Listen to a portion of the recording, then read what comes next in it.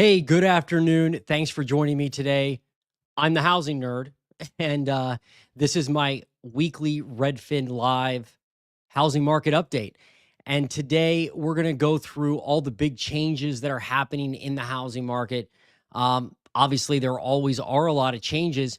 And right now, we're experiencing levels of housing market activity that we haven't seen since the GFC. What I mean by that, folks, is that the pace of sales, the number of homes that are actually selling continues to disappoint.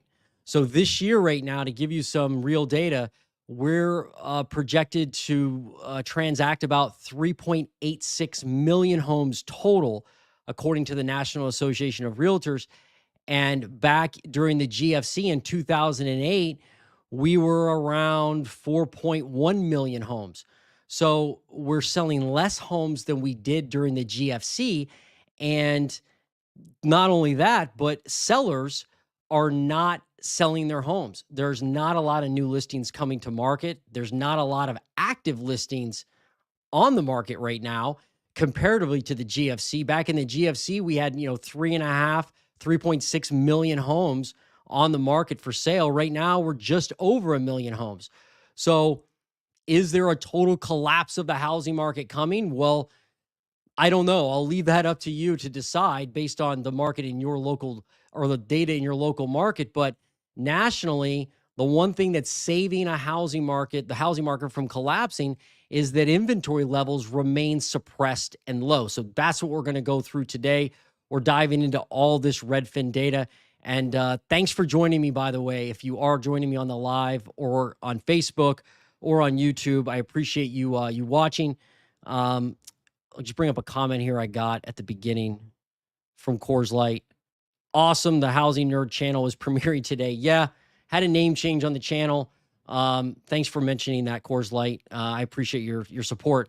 Yeah, had a name change just for YouTube algorithm purposes. It was something that I did, but anyway, nothing else has changed. I'm still just a normal realtor and investor here to help you walk through this housing market data. So we're going to jump in first to the national update and the national data.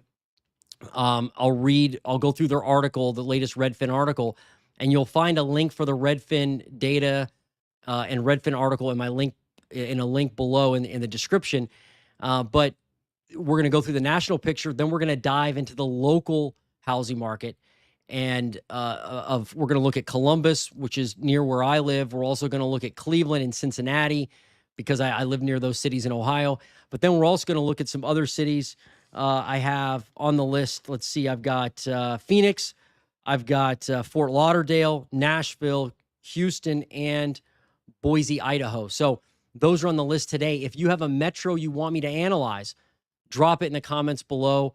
Even if it's on the replay, I'll get to it on the next live. But these cities here were requested by viewers, and I'm getting a lot of great comments about what's happening in local housing markets. So I'll mention those today as I go through some of this. But the market is slow. I can tell you as a realtor, the market is definitely slower than it's been the last couple years. And, buyers are not attending open houses like they normally do, or they have in the last couple years. And it's just it feels like maybe it's going back to a more balanced market. And in some cases, even a buyer's market. So in general, that's kind of what's been going on. So let's just go ahead and jump into the Redfin data.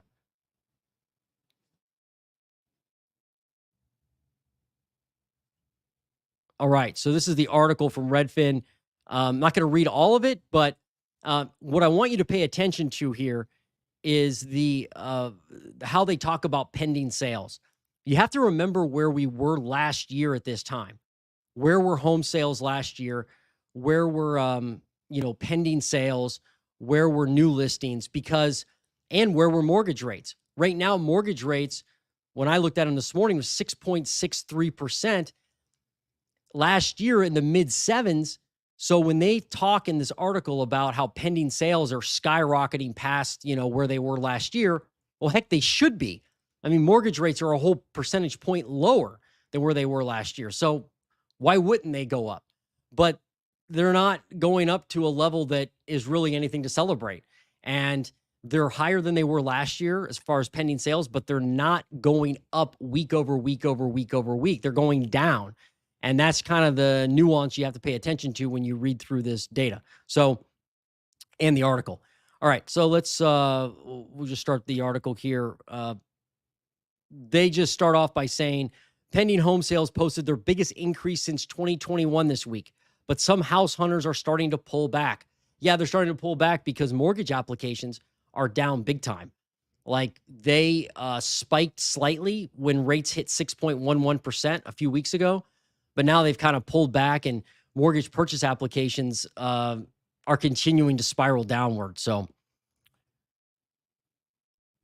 home sales are rising. Pending U.S. home sales rose 3.2% year over year. Year over year during the 4 weeks ending October 13th, the biggest increase in nearly 3 years. The increase, though, isn't week over week over week. It's just year over year. So we're only up 3.2% compared to last year. And last year was more dismal than it is this year. So it's not like it's again, it's not a huge thing to celebrate. On a local level, pending sales are up 30 in 34 of the 50 most populous U.S. metros, with the biggest increases in California and in Portland. Sales have improved over last month because mortgage rates fell to a 2-year low at the end of September amid the Fed's highly anticipated interest rate cut. Aha! But here's the rub. Please note that we're comparing to a period in 2023 when sales slumped as mortgage rates approached a 2-decade high. So of course they're going to be better now. Why wouldn't they be? I mean, if they're going to be worse than they were last year, man, that'd be a whole other situation, right? Then they go on to say, mortgage rates are rising. Mortgage rates have ticked up over the last few weeks, largely due to stronger than expected jobs report. The weekly average 30-year fixed rate is 6.32% compared to 6.08% during the last week of September. Home prices are also rising, with the median sale price posting a 4.7 year-over-year increase, the biggest uptick since March. That has pushed the typical home buyer's monthly payment up by nearly $100 from a month ago. So they highlight here that, well, first I should have highlighted this part. They say 30-year fixed mortgage rate, 6.32%.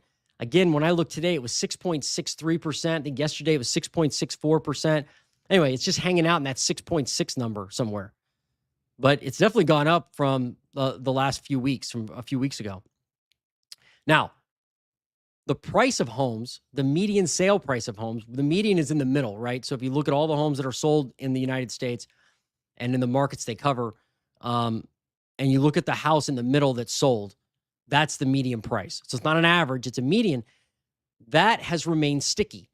We're down like 13,000 year to date from where we peaked, but we are not crashing in the median sale price yet. We're not crashing in the median sale price. But it's not increasing right now. It's like sideways, but it is higher than it was last year. So they are highlighting the fact that it's 4.7% more than last year. Home tours and mortgage purchase applications has flattened out. That's definitely true. I'll just skip down here to the bottom where I highlighted. Mortgage purchase applications are down 7% week over week, but they're still trending up from a year ago. They should be, with interest rates 1 percentage point lower than they were last year. Why in the world wouldn't they be up, right? I mean, they're not going to be down, I wouldn't think, but we were seeing them down earlier this year, I guess. Sellers are taking a small step back as rates rise. New listings are up 3.6% nationwide, the smallest year-over-year increase in a month. That's what I was saying at the beginning. Like when I talk about the total collapse, it's like buyers aren't buying, sellers aren't selling. There's just not a lot going. There's not a lot of transactions. And the death of the housing market right now, as far as prices go, would be for a massive surge of inventory. If somehow we had a massive influx of inventory, then you're going to see home prices probably drop. But right now, sellers aren't willing to put their homes on the market because they're like, well, shoot, man, I can't buy that next property because rates are too high and prices are too high. So until the prices and or rates stabilize somewhat or come down, I don't know. It doesn't seem like a lot of activity is going to come back to the market. A lot of people are saying it's the election.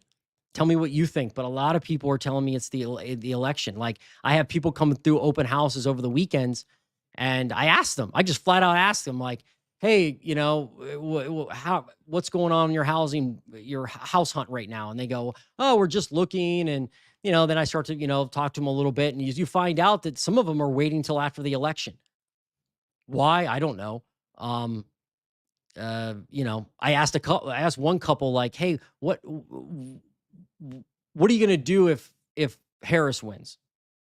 Or what are you going to do if she loses? Like, how is that going to change your home buying strategy?" And they couldn't really tell me. So, I don't know, maybe it's just like kind of, mental in the head, like, "Hey, this is something that's going on in my brain, but I don't really have a reason why I'm holding off because of the election." Anyway, that's the article. But now let's jump into the leading indicators. So this is where they just talk about the top line indicators of the housing market. Daily average 30-year fixed mortgage rate 6.63%, near the highest level in 3 months. I should have highlighted that. That's nuts, right? Down from 7.69%. That's what I'm saying. Like, it's down a full percentage point or more year over year. So of course there's going to be somewhat an increase in activity, but you'd think there'd be more than this with a move of, one whole percentage point. Weekly average 30-year fixed mortgage rate 6.32%. We beat that horse enough to death on the mortgage rates. Mortgage purchase applications seasonally adjusted down 7% from a week earlier. Right. So less people applying to purchase a home than they were last week. It's up 7% year over year. Again, why wouldn't it be? Redfin Home Buyer Demand Index up 6% from a month earlier. That's all. But it's up 7% year over year. That's the biggest increase in a year. So their proprietary home buyer demand index is up more than it was last year, but not by much. And remember, last year, you got to remember this. I keep forgetting it too. Last year, the buying demand was like, at this time last year, was like not great at all. Maybe worse than it is. I mean, it was worse than it is now. But it's nothing to really celebrate if it's only up 7% or 6% or whatever. Touring activity down 2% from the start of the year. Well, start of the year is in January in most calendars. So, like, if it's the start of the year, you're not looking for homes in January, typically. A lot of people aren't. So if you're down 2% in touring activity since the start of the year, that means a lot of homes aren't getting showings. I had somebody on my channel mention or comment a couple days ago from Phoenix, and I don't remember their name. I didn't write it down, unfortunately, but they said that they have a house they listed in Phoenix. It's $60,000 under the other houses listed around them. They're getting no showings at all. None. And I understand that because I have some listings right now that aren't getting showings where normally they would. So there's no doubt it's changed. I keep saying that over and over again, but it is. It's definitely different than it was a few years ago. Google searches for homes for sale up 4% from a month earlier. So people are looking for homes more than they were last month, but less than they were last year. It's down 4% year over year. But yeah, tell me what you think about this data and what I'm talking about. I'd love to know what's happening in your market. Like, are houses moving? Are they not moving? Where do you live? Tell me the price point. That stuff's important to know. All right, now we'll look at the U.S. highlights for the 4 weeks ending October 13th. So this is where they go, all right, we're going to look at the top 400 metros in the U.S. and analyze the data for those top 400 U.S. metros. Not all the metros, just the top 400. Median sale price, $384,000, 4.7% year over year. Biggest increase since March. Now, they do revise this data. You'll see that in the chart. They revise it, my guess is, after the other MLSs come through that they're, gathering data from. They, analyze it and they go, all right, well, we got to adjust this. So they've adjusted this down a few times. The next week they'll have this adjusted down from this week. So I think last week they said 383, but now it's been adjusted down, I think, to 382. So they're showing a 4.7% increase now. Regardless, it's not crashing. You're still in the low 380s. Median asking price $399,000, up 6% year over year. So people are asking more for their homes than they did last year. Median monthly mortgage payment $2,566 at 6.32%. That's down 4.5% year over year, but up from $2,489 a month earlier. Pending sales 76,000 units. That's only up 3.2%. From last year. That's just not a lot of sales, folks. Pending sales of 76,000. Again, that's what I'm saying. If we had like 150,000 homes every 4 weeks on this report hitting the market, then you'd see an explosion of inventory, right? But right now, you're not seeing that. You're seeing new listings. Look at this next line. New listings, 85,000 units listed in new listings. So that's what I'm saying. Like, that's a spread of what? 9,000? So if that spread was more like 50,000, 100,000, that'd make a big difference.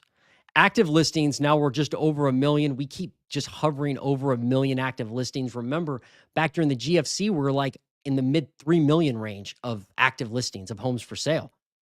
So that's when you saw prices, crater, because there was just a ton of inventory and not a lot of sales. Months of supply, 4. So according to this and their data, we have a balanced market right now. But at least it's not a seller's market, according to Redfin. So that's good. I am hearing people getting deals and getting discounts. And I can tell you a lot of the offers I receive on properties now when I'm listing a home, or even selling a home like a flip that I flip. It's like a home that I, buy and then put money into and flip. It seems like people aren't offering full asking all the time like they used to, right? A couple years ago. Share of homes off the market in 2 weeks or less, 33.8. That's down from 39% a year ago. So homes are not moving off the market as fast as they did last year. Median days on market, 39 days. That's up 6 days. Homes just sitting longer. They just are, period. Share of homes sold above list price, 26%. That's down from 30%. So not as many homes selling over asking, right? We went through that insanity where people were saying, hey, what's your price on your house? 400 grand. Well, I don't want anybody else to have it, so I'm going to offer 430 and drain my savings account. I remember I had some listings where we had like 25 offers in 1 day or 2 days, right? Like 25 offers in 2 days. It was ridiculous. And I remember hearing stories from the agents, the buyer agents calling me and saying, hey, my client's just trying to scrape together some more money to, go up another 10 grand. And we were already over asking. So it's like that type of activity is just not healthy at all. So it's good that that's being reduced. There are still 26% of the homes that are selling, though, above list price, selling above list price. So that is still happening. Average sale to list price ratio, 98.8%. That's down 0.3 points. So people aren't paying, 100% for homes on average, in the top 400 metros anyway. All right. Now they look at metro level highlights. Now what they do is dive into the top 50 most populous U.S. metros. Just the top 50. So median sale price has declined in 5 of the top 50 metros year over year. So 45 of the top 50 metros are up year over year in median sale price. And so the biggest winners were Fort Lauderdale, Milwaukee, Providence, Rhode Island, Chicago, Nassau County, New York. Those were all up double digits year over year in median sale price.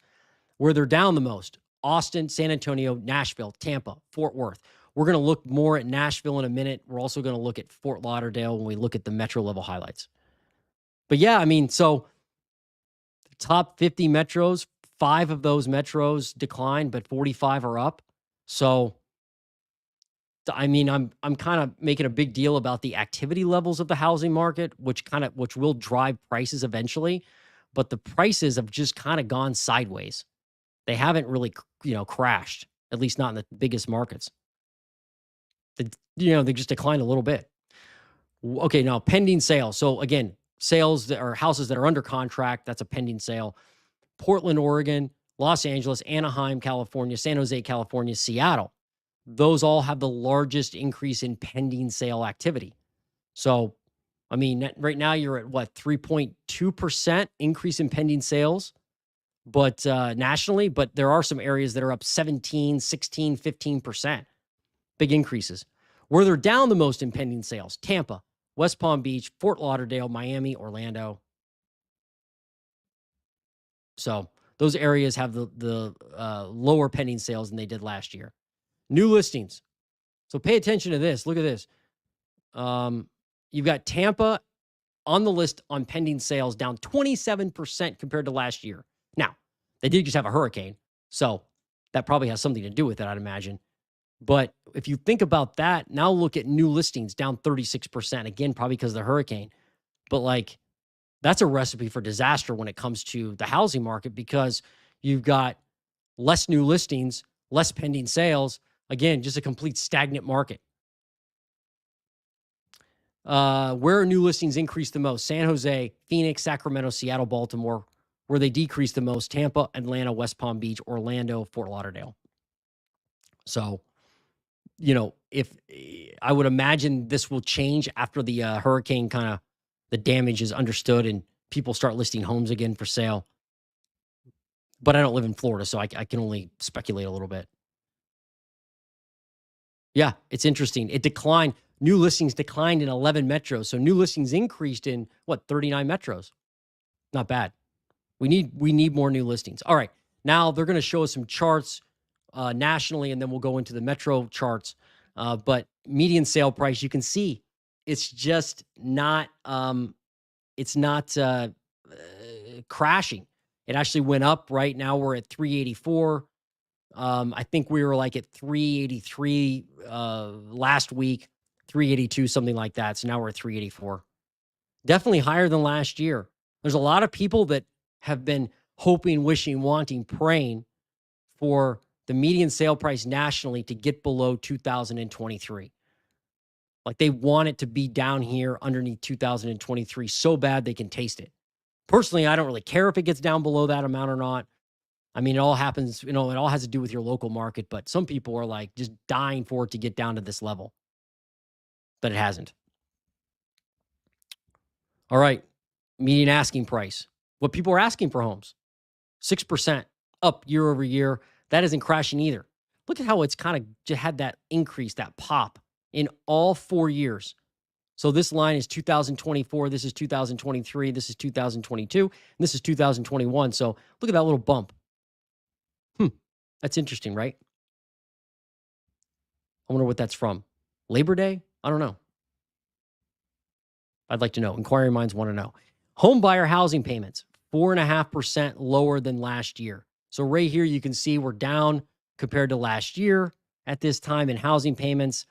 This number down here, 2021, that's going to fall off the chart. When we'll keep doing this every week as we go into 2025, you'll see that 2021 number drop off. It's going to look like housing payments have never been that affordable before on this chart. But that's just the way charts are in data. But man, back in the day, look at this. $1,500 a month. Now that same house, same situation, you're paying near $2,500. Yikes. That's a huge increase. Pending sales, again, this is just down. Now, you can see on the chart, it goes down every year, right? Every year it starts to slide in the fall, and then continues to go down in the winter. But the crazy thing is, it's been so bad that you would think at some point, because rates have come down a point, you'd think at some level, at some juncture, pending sales would kind of buck seasonality. It's bucking it a little bit right now, but not a lot. It still continues to go down. New listings. This continues to slide too. Again, every year it slides during this time of year because people just don't list homes for sale in the winter because they don't like to move, in the late fall and winter. But this continues to go down. And this is where you're going to see the distress, right? So this is where, if there's an explosion, a foreclosure wave, you're going to see that in the new listings. Now, A lot of people think, I won't name anybody, but a lot of people think that it's all manipulated. Like these graphs, these charts, this data is completely manipulated. Um, I don't know.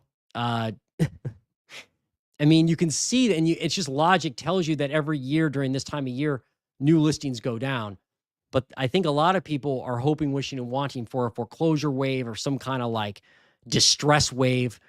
It's not in this data yet. We're not seeing a ton of distress in the housing market. When I say distress, like people who have to sell, like forced to sell because they can't make their mortgage payments and it's going to go into foreclosure. We're not seeing that yet. You're going to see it in the new listing data.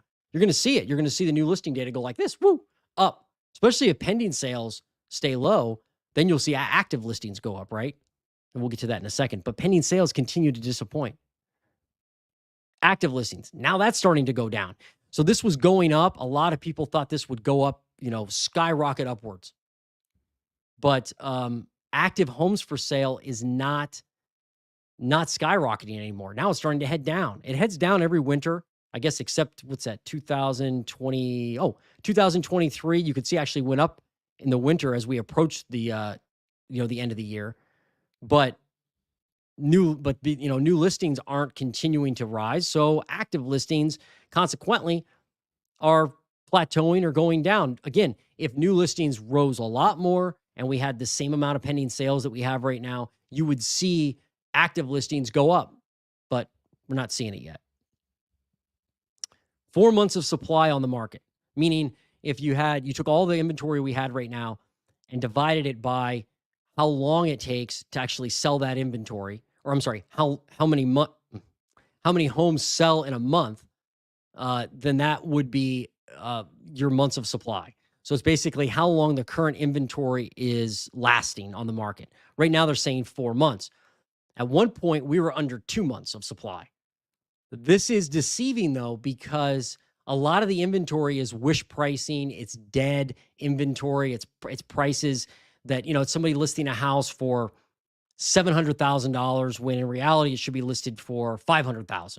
And so it doesn't move.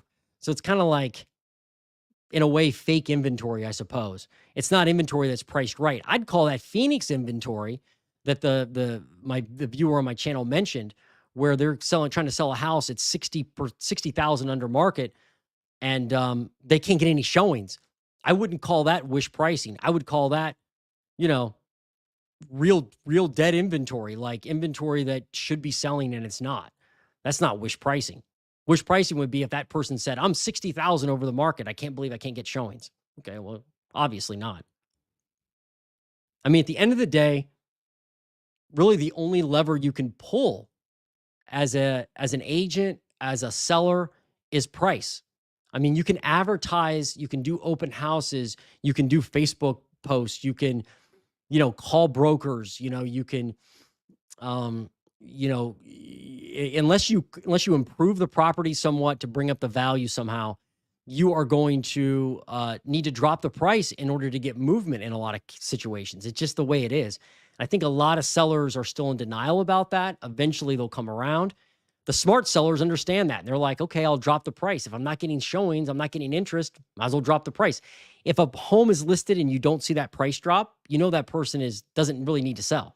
They're kind of like, well, I don't need to sell. I just kind of want to sell. If I don't sell, oh, well, I'll take it off the market. All right. 34% of pending sales under contract in 2 weeks. So again, homes are just not selling as fast as they used to the last 4 years. That's a 4-year low right now. You can see that. Homes sold in a median of 39 days. That's a 4-year high. So homes are just sitting longer. We know that. 26% of homes sold above final list price. I always like to look at this, remind myself. Back in 2022, over 50% of homes were selling above final list price. Over 50%. Huh. Now it's, 26%. So much healthier. Average home sold for 98.8% of final list price. Look at this. Like back in, what's that? May of 2022, we were 102.5%. So well over 100% of the homes, homes were selling on average well over 100% of the final list price. So that's just nuts. back in the day. But now we're way down here at 98, which is like normal. I think normal is like 95 or 96 historically. At least it is in Columbus and Central Ohio. Redfin Homebuyer Demand Index. I don't know. I don't put a lot of stock in this thing, but it's fun to look at sometimes. It's basically like above last year, but not quite above 2022.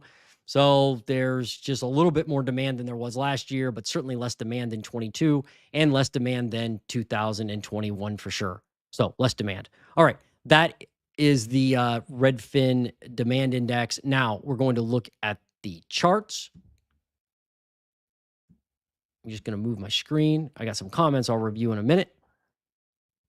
A second, a minute, whatever. All right. Let me look at a comment here. Any community, this is from Coors Light. Thanks for commenting. Any community that experienced major hurricane damage may skew the national numbers for weeks, but by how much, I'm not sure. Yeah, I agree. It skewed the labor numbers, right? That's what they're saying too. The jobless claims and all that. So it is going to skew the numbers, but yeah, there's nothing we could do about that. And it's a good question. I don't know by how much. I have no idea, but definitely skews them. I mean, nobody's listing homes when there's a flood. Nobody's going to do that.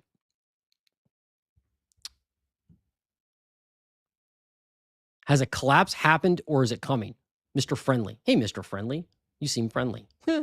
Well, I would think, to answer your question, the housing market has collapsed in terms of transactions.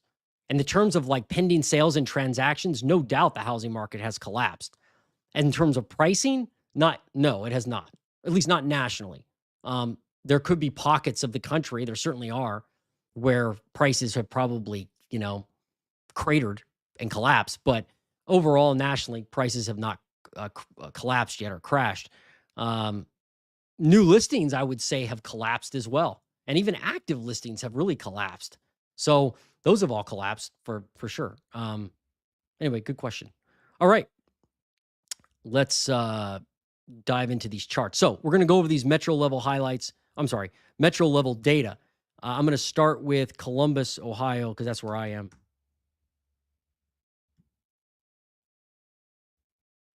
I mean, just let me know if you can't see this or there's a problem. I changed the view this week so that it'd be easier to see what's going on here in these charts.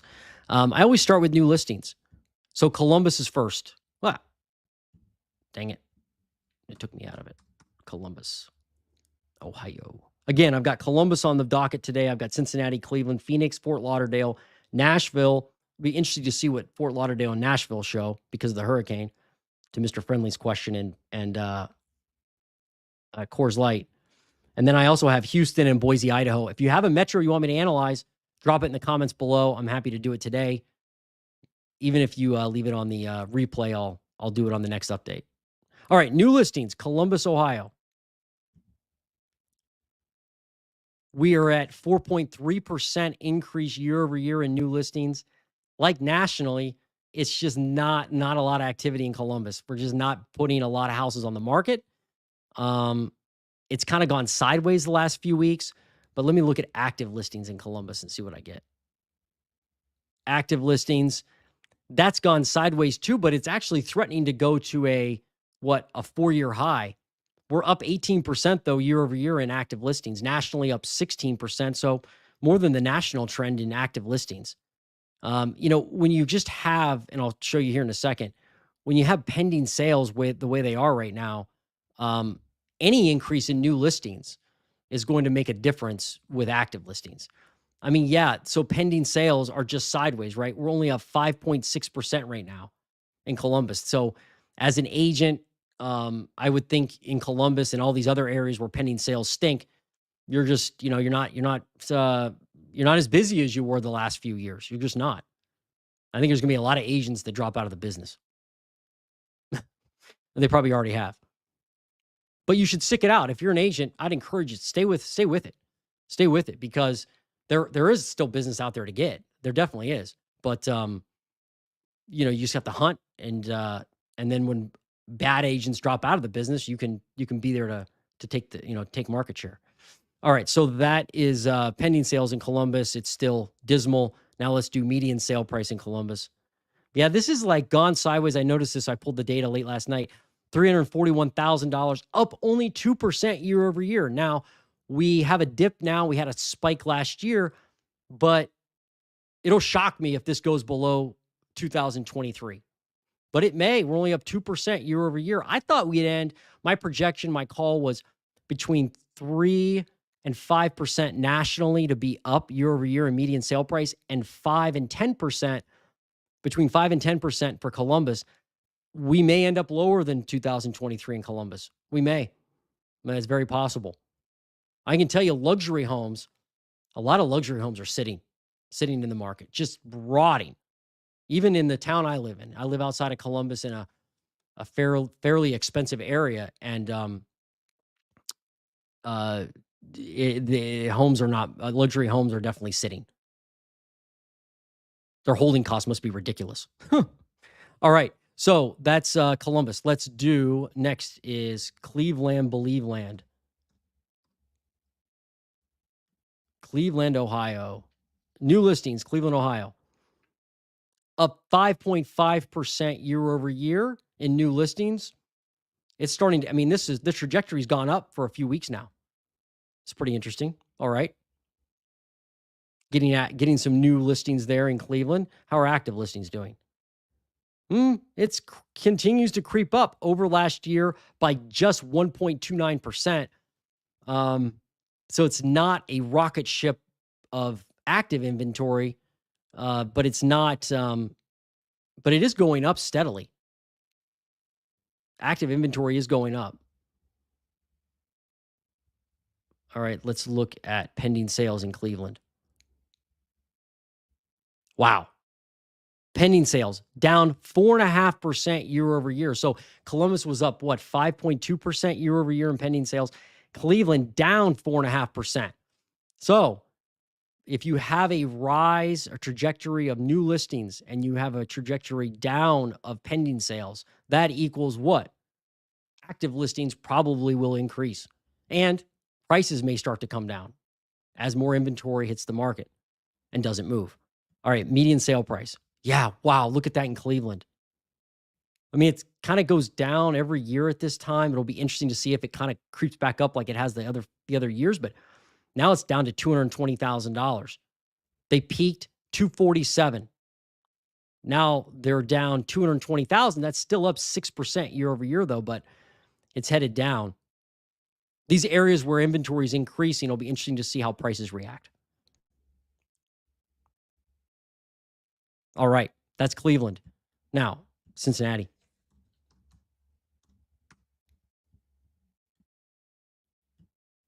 Cincinnati, Ohio, the nasty natty. Shout out to Mr. Lance Lambert, lives in Cincinnati. He's the CEO of Resi Club Analytics. Man, you really can't find better real estate data and a real estate, I don't know, writer, data presenter, however you want to call it, than Lance Lambert. I mean, that dude has the information on it from his website is amazing. You got to check it out. The link's in my description below, or it will be after this live. But Resi Club has fantastic data. All right, let's do new listings in Cincinnati. New listings up 8.8% year over year. So there's some hope there maybe for the Bengal fans. And then let's do active listings. Active.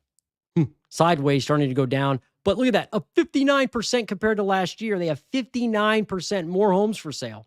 Columbus had 18% more homes. Nationally, 16% were up. Cleveland was up like what? 1% or something. But Cincinnati's up 15 or 59%. 59% national or for Cincinnati in active listings year over year. 59%. Man, that's a lot compared to last year. All right. But let's see what's happening with median sale price. Oh, let's see pending sales. Sorry, first. Pending sales up 9% year over year in pending sales, heading down. But it always will this time of year.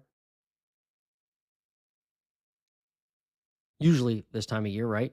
People get slower.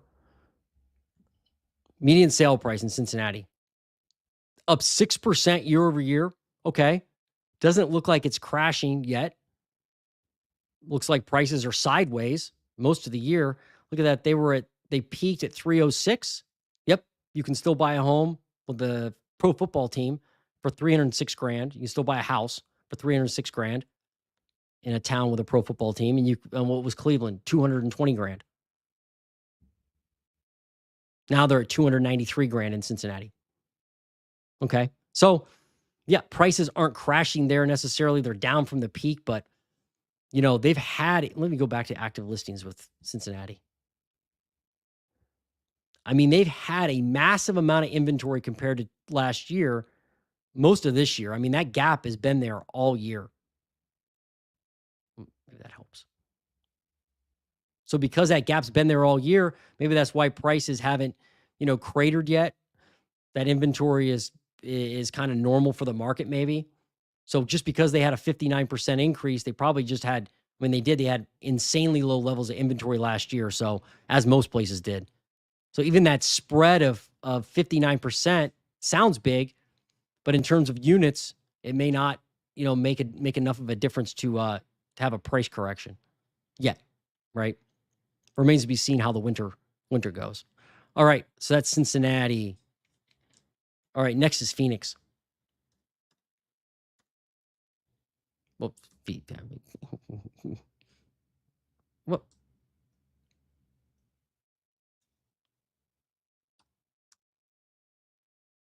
I was trying to put the airport in there, but that's not going to work.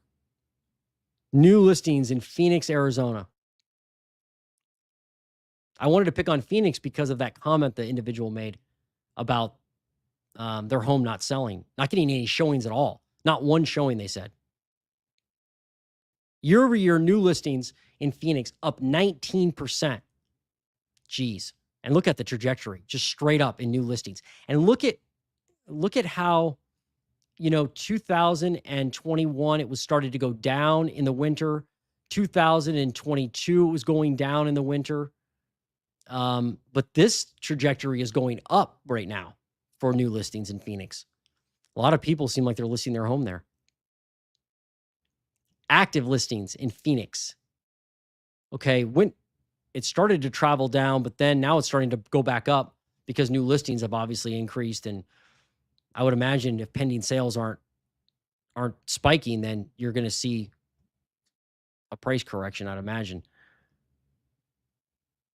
Phoenix, Arizona pending sales up 13% year over year. So more activity than last year as far as, inventory churn, but it's headed down. Let's look at median sale price now. Median sale price, $452,000, up only 1% from last year. It looks like 2022, 2023, and 2024 are all kind of together right now, where the median sale price is. But the median sale price has been lower than 2022 in Phoenix for a lot of this year. So they peaked back in June of 2022 at 488. Now they're down to 452. So they've definitely dropped, 30 grand in the median sale price in Phoenix. I'd love to know the person who commented on my channel about that, about their Phoenix house. I'd love to know what price point it was in. If it was a luxury home or a medium priced home or what. So, all right, we'll have to keep our eyes on Phoenix, see if it starts to go down because of these new listings as far as the prices go. Will they go down? Interesting to find out. All right, I've got Fort Lauderdale. Now, this is one of those Florida areas, right? So I'm wondering if what we're going to see because of the hurricane. Yeah, look at that. I imagine this is from the hurricane. I don't live there, so I'm just speculating based on the data on the screen. But new listings in Fort Lauderdale, Florida. Look at that. It just went whoop down. Like, how many did it have? They had 829,000 new listings one reporting period, 1 4-week reporting period. Now they have 762 listings, down 6.9% year over year. That's headed straight down. That's not shocking because of the hurricane. Active listings. I would imagine this isn't going to change much yet because, people may have like delisted their homes if they were damaged. I would think that's kind of like standard operating procedure in Florida to like they kind of know how to handle it, obviously. But it's up 49% year over year in active listings, but they probably have delisted some homes. Um, there probably aren't a lot of pending sales there. Let's find out. I could be wrong. No, pending sales are down 14% year over year, and they continue to slide in Fort Lauderdale. Not surprising. Median sale price in Fort Lauderdale. Look at that. Wow. It's gone like straight up. Not straight up, but it's gone up recently, big time. 461 grand. They peaked at $474,000 back in May. Year over year, 11% gain.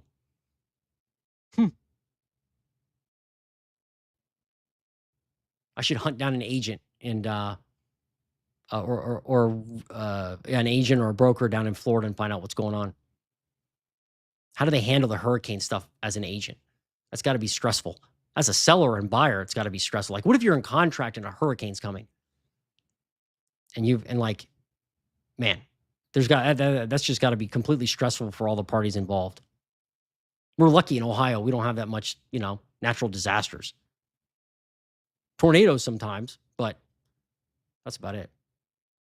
All right, that's Fort Lauderdale. All right, let's do Nashville. They were obviously affected by the hurricane as well. Nashville, Tennessee. New listings. New listings in Nashville, Tennessee. Year over year, up 12% in Nashville. Okay, but it's not spiking. It looks like it's going down. It does this time of year often, obviously, but they still have more than they did last year. What about active listings? All right, that's headed down in the last couple weeks. Again, could be because of the hurricane, but it's not. Again, if you have new listings going up, if you don't see active listings rising that much, it's either because pending sales are up, people are buying the inventory, or people are taking the inventory off the market. Right? If there's a hurricane, maybe they say, I'm taking it off the market till the hurricane cleanup is done.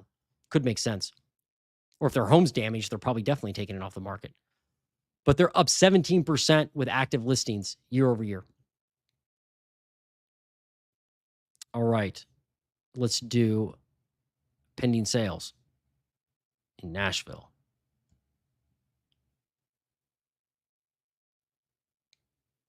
Pending sales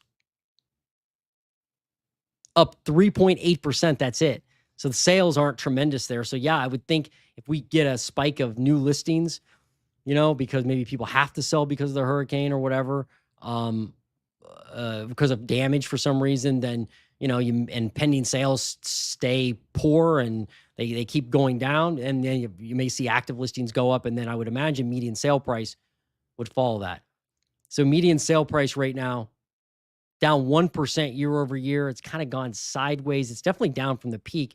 Median sale price in Nashville peaked at $479. Excuse me. That's up 7% year over year for median sale price. So definitely has come down. That's normal, I would think. This time of year, most places have a median sale price comes down, $479 to $447. So 30 grand, a $30,000 drop. But so far, it hasn't completely crashed. It's kind of following the other years as far as this time of year. So as we get past, get into more of the hurricane cleanup time, it'll be interesting to see what Nashville and Florida markets do. All right, Houston, Texas is next. Houston, Texas. Houston's interesting. I think it's really interesting because you have a lot of new construction in Houston. And so I think Texas leads the country in new construction. So if you have new home builds, a lot of that's definitely going to affect housing supply and give buyers more choices. And builders right now are giving crazy incentives. So, they're giving incentives like, they're buying down rates. They're just discounting houses. They're building smaller houses. They're adapting to the market. So, and they're doing really well. New builders are doing really well. So it's like, well, the more new building, the more pressure on existing homes.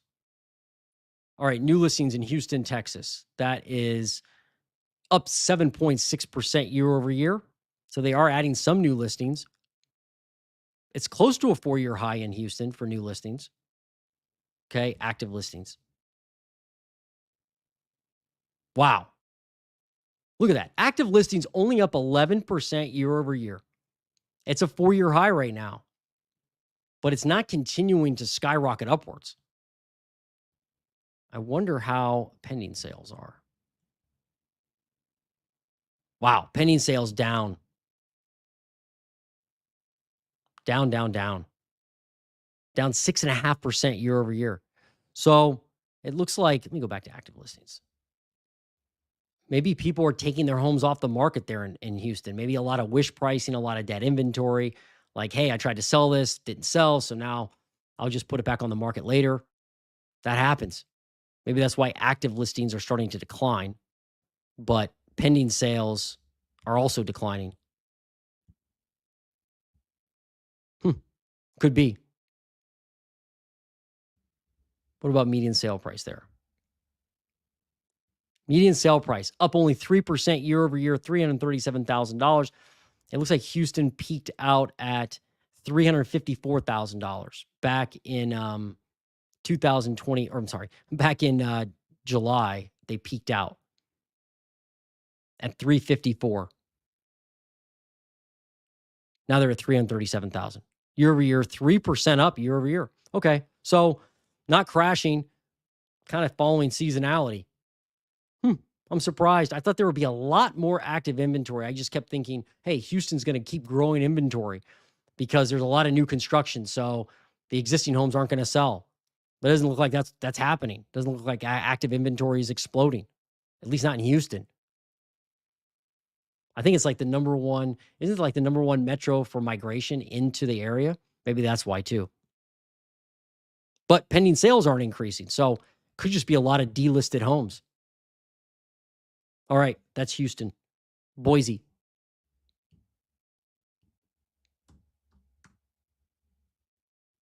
Boise, Idaho. New listings. New listings in Boise, Idaho down 4.6% year over year. Again, you're going to see distress in the new listings. You're going to see new listings spike if there's a ton of distress. So far, most of the metros we're looking at today don't have a ton of new listings. Active listings. Headed down. Down. Can this be right? I guess it is. Down 15% in Boise. See, again, I thought I would see in Boise active listings completely bonkers, going way up. But it's not. It's not. So, all right, pending sales. Man, look at pending sales. Look at this. I don't know what the heck happened here. Back in 2021, it went up like nuts. So pending sales in Boise City. 28.9% increase year over year. In pending sales. So they are up compared to last year in pending sales by a lot. People are buying a lot more than they were last year. All right, let's look at median sale price. Median sale price, $481,000. That's off a lot from the peak, though. Look at the peak back in 2022, $546,000. So somebody asked, Mr. Friendly asked about a price crash. Like, it all depends on what you consider a price crash. My definition, I guess, just for me is 20%. I don't really know if that means much, but I mean, that's down a lot. You're down to $481,000 from 546. That's a pretty big decline from the peak, right? Right now, you're only up 3%, but you're definitely lower in Boise than you were in 2022. That's when it peaked. Kind of interesting, right? A lot of metros like peaked this year, like Columbus peaked this year. I think Houston peaked this year in pricing, but Boise peaked in 2022. A lot of reason I've read is that because of people moving into the area for Airbnbs or or I'm sorry, for like second homes when, during COVID. And then as, that kind of wore off, that's when the prices started to decline. That's what I've read anyway. Okay, that's Boise. So let me go back to the comments and see what we got. I predict Cleveland real estate will go up by 10% if the Guardians win the World Series. Yeah, maybe so. Maybe that'll happen. Thanks, Coors Light. Yeah, a lot of people here are frantically, frantically, you know, um, ready for the Guardians to win to win a championship. There's no doubt. So, yeah, being an Ohio guy, I wish him the best, no doubt. Thanks, Coors Light. Appreciate that.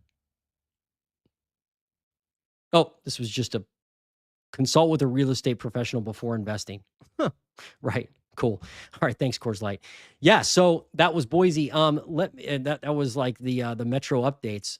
Um, let me pick one more here. I got another one from someone. Let me pick another one. I'm gonna do Dallas, Texas. We did Houston. I'm gonna do Dallas. New listings in Dallas, Texas, up 9.5% year over year for Dallas. Active listings. Let's look at that. Active listings are starting to fall, but they're up 29% year over year. Really curious, how are pending sales? Pending sales sideways, but overall trending downward from the winter or from the summer, but they're up 13% in pending sales. All right, now the coup de grace, the median sale price. I mean, so Dallas, look at Dallas. It peaked like Boise did kind of in 2022 at 464. By the way, that was a 23% increase year over year back in 2022. Now they're at $419,000. That's it's basically flat from last year. So it's not crashing this year at all. Huh. That's interesting. I guess I'm trying to find an area in Texas that's crashing with prices. All right, let's do Austin, Texas. I'm just going to look at the median sale price. Okay, well, look at this. Austin, Texas, median sale price, $433,000, down 5% year over year. So I haven't seen a lot of metros that are down year over year in price. So down 5%. So, all right. Wow, look at the peak back at Austin. $574,000. Goodness gracious. That's up 24% year over year at that time. Look at that gap. Man. Then it just traveled down, down, down, down, down, down. Now it's still down. We're at a 4-year low in median sale price in Austin, $433,000. What about pending sales? How are they? They're like what they were the last few years. I wonder about active listings in Austin. Starting to decline in active listings, but it's still up 5.77% compared to last year. So, yeah, it looks like they're taking a beating on pricing, a beating in Austin. Okay, I've got one more here.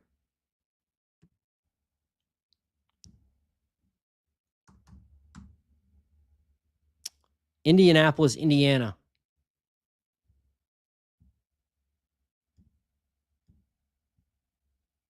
Man, new listings. Look at that. 2.4% up year over year in new listings. The active listings, let's buzz through that. Headed down. I guess the last couple of years it's been going up this time of year, but right now it's headed down. Active listings only up 3.37% year over year. That's not a lot at all. Pending sales. Pending sales up 8.9%. So they've got more activity than Columbus does, at least. It's starting to head up now. Let's look at median sale price. It's kind of bounced around. They peaked at 321 in Indy. Now they're at 302, still up 3% year over year. So, normal price increases year over year, 3%, 5%, 6%. Definitely not a crash, but down from the peak, but everybody's down from the peak from the summer usually. So 321,000 to 302,000. All right. Cool. Well, that was my metro. Oh, San Antonio down. Somebody commented here. Let me look at the metro they want. R. Talus, San Antonio down year over year. All right, let's look at it, shall we?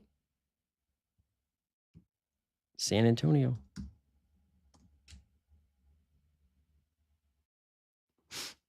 San Antonio, Texas. Look at median sale price. Yeah, you're right. Good call, Talus. Year over year, median sale price in San Antonio, Texas, down 2%. And they're like Dallas. Look at that. They peaked back in 2022 at $337,000. That was up 21% at that time, but now they're all the way down to 309,000. So that's not 20%, but it's 10% or getting close to 10%. So is that a crash? Depends on what you consider a crash, but it's definitely lower. They've definitely come down in median sale price. They're lower than they were last year, and they're lower than they were in 2022. So, yeah, if you bought back here in 2022, you've definitely lost some equity, no doubt. On most cases, right? Unless you're like paying your mortgage ahead or something. New listings. Look at that. Headed down 4.3%. So not a lot of new listings, but how are the active listings doing?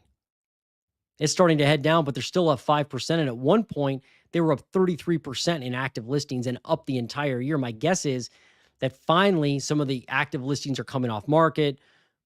Pending sales are eating some of the active listings because new listings aren't tremendous. And the prices have just been cut because people couldn't sell houses. Now maybe they're selling them because finally people are waking up and cutting their price. Again, price is like little, it's really the only lever you have to make a house move. The price. It's all about the price a lot of times. All right, that's active listings. Thanks for the metro there. I appreciate it. All right, so let's we'll wrap this up. But what does this all mean if you're a buyer, seller, investor, even realtor, I guess? I mean, you should analyze your current marketplace. You should analyze what's happening in your market. So you can use the Redfin data center like I did. You can go there. It's free. You can look at any data you want, metro level, county level even. Or better yet, you can go and contact a realtor local to you and have them pull data. Tell them you want new listing data, you want pending sale data, you want active listing data, you want median sale price data for where you are looking to buy. So where you're looking to buy or sell, get that information from a local realtor. You can also, depending on where you live, you can also use Zillow a lot of times for free.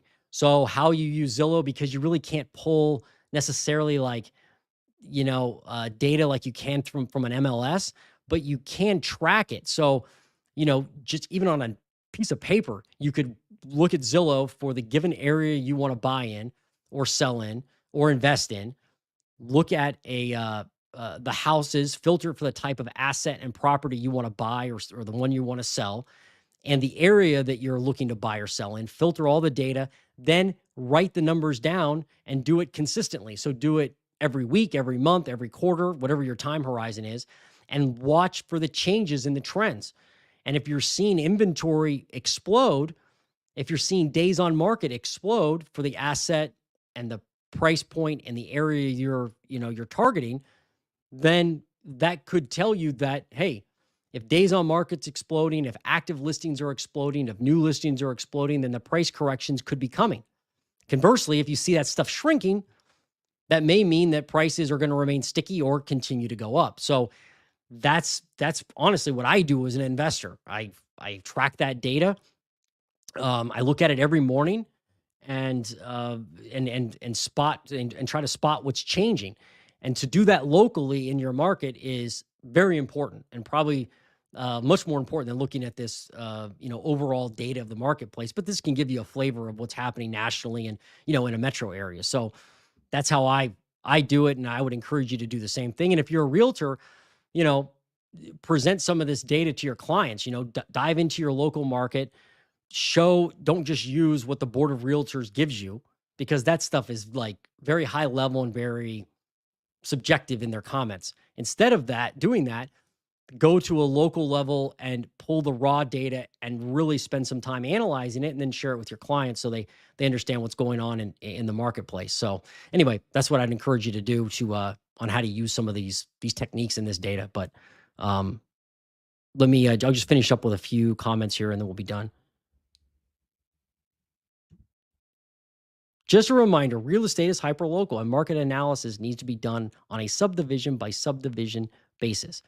That is true. It should be done on a local level. I wouldn't necessarily limit it to subdivision though. It could be just like a street level, depending on how what the subdivision's like. But your comment's exactly right. So thanks, Talis. You got to do that on a local level to really get any type of value, real value out of it. But it's fun to look at the metro levels, I think, and the national levels to kind of see what's going on. Um, yeah, that's that's very important. So thanks for that comment. All right. Look, I do this every week, every Thursday. I'm going to do these Redfin updates. I've been doing them for a while now. And then every day, I try to do an update every single morning live. Uh, Sometimes I miss them depending on what's going on with my clients or investing or whatever, and all that stuff. But I try to do them every day. So, and then I post other videos too, like, when I find a topic that really makes a lot of sense to dive into in great depth, I'll do an actual like long form, regular, recorded video, not a live. But anyway, I appreciate you joining me today. It looks like we got 35 people watching. So thanks for your participation. And yep, the housing market is goofy. It'll be interesting to see where it goes from here. What'll happen after the election? I don't know. People were like, hey, I'm going to buy after the election, or I'm going to sell after the election. Maybe that's the truth. Maybe not. All we can do is wait and watch. So have a great day. Thanks for joining me. And we'll see you on the next Redfin Live update. Oh, you're right, Coors Light. Yeah, thanks. I appreciate that. You spelled my name right. Thank you for that. Yeah, Housing Nerd channel is live and going. All right. We'll see you again on the housing update from Redfin. Peace.